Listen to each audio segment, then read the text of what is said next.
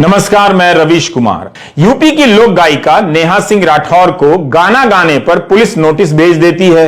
यहां तो शेयरों के दाम बढ़ा चढ़ाकर मैनिपुलेशन करने के आरोप लगे। 12 लाख करोड़ से ज्यादा की संपत्ति हवा हो गई, मगर ईडी सीबीआई का कोई छापा नहीं पड़ा। आरोपियों के पक्ष में महापंचायतें तक हो जाती हैं। इस देश में पुलिस को ललकारा जाता है, कुछ नहीं होता।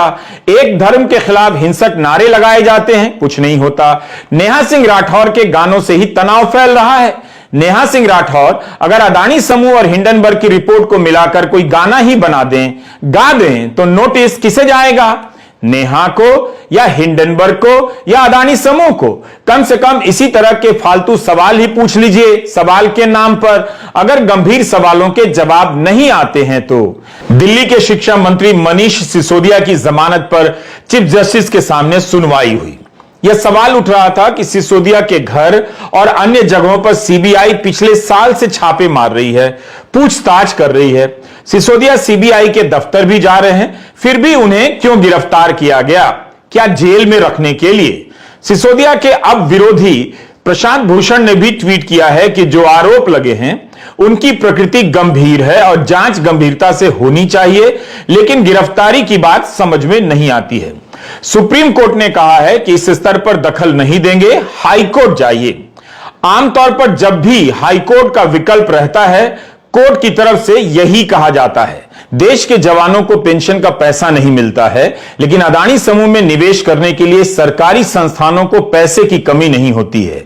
दोनों बातों में संबंध नहीं होते हुए भी दोनों ही बातें बेहद गंभीर हैं। 4 लाख जवान वन रैंक वन पेंशन के अरियर के इंतजार में दुनिया से ही चले गए, मगर समय पर अरियर का पैसा नहीं आया। 2019 में ही आ जाना चाहिए था, मगर 23 आ गया। पूर्व सैनिकों की संस्था की तरफ से पैरवी करते हुए वकील हुजैफा अहमदी ने सुप्रीम कोर्ट में यह बात कही है। अगर ऐसा हुआ है तो क्या यह इतनी छोटी खबर है कि इसे अनदेखा कर दिया जाए? देश के लिए जान देने वाले जवानों को वन रैंक वन पेंशन का पैसा समय पर क्यों नहीं दिया गया? इसकी गिनती समय से पहले या समय पर क्यों नहीं की गई? अदानी और भारतीय जीवन बीमा निगम की खबरों पर आने से पहले इस पर नजर डाल लेते हैं। जब जवानों के साथ ऐसा हो सकता है तो बाकी देश की जवानी का क्या हाल होगा, आप समझ सकते हैं। उत्कर्ष आनंद की यह रिपोर्ट हिंदुस्तान टाइम्स में छपी है। सोमवार को सुप्रीम कोर्ट ने सरकार से कहा कि 15 मार्च तक सभी रिटायर्ड जवानों और अफसरों को वन रैंक वन पेंशन के अरियर का भुगतान कर दिया जाना चाहिए। हर 5 साल पर वन रैंक वन पेंशन की समीक्षा होती है। जनवरी 2019 से लेकर अब तक का पैसा सैनिकों को नहीं मिला है। अदालत इस बात से भी नाराज हो गई कि जब आदेश यह दिया गया कि एक ही बार में सारा पैसा दिया जाए, तो रक्षा मंत्रालय के सचिव ने 4 किश्तों में पैसे जारी करने का आदेश कैसे दे दिया? कोर्ट ने सचिव से अब जवाब मांगा है। अब जाकर रक्षा मंत्रालय ने आदेश जारी कर दिया है कि 15 मार्च तक 2019 के बाद का अरियर एक साथ ही दिया जाएगा। वन रैंक वन पेंशन की गिनती कैसे हो? 5 साल की जगह हर साल इसके बढ़ाने पर विचार हो, इसे लेकर रिटायर्ड सैनिकों का संगठन सुप्रीम कोर्ट गया।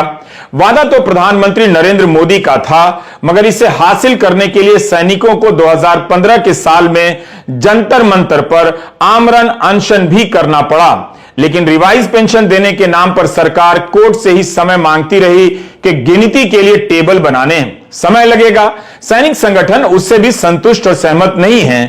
कोर्ट में सैनिक संगठन के वकील ने कहा कि इस दौरान 4 लाख सैनिक रिवाइज पेंशन मिलने के इंतजार में दुनिया से ही चले गए। तो क्या आपको पता था कि वन रैंक वन पेंशन के तहत 2019 में जो पेंशन रिवाइज होनी थी, उसका बढ़ा हुआ पैसा यानी एरियर 2023 तक नहीं मिला है?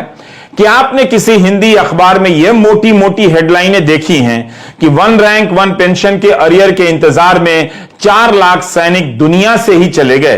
क्या सरकार को प्रेस कॉन्फ्रेंस कर इस मामले में और सफाई नहीं देनी चाहिए?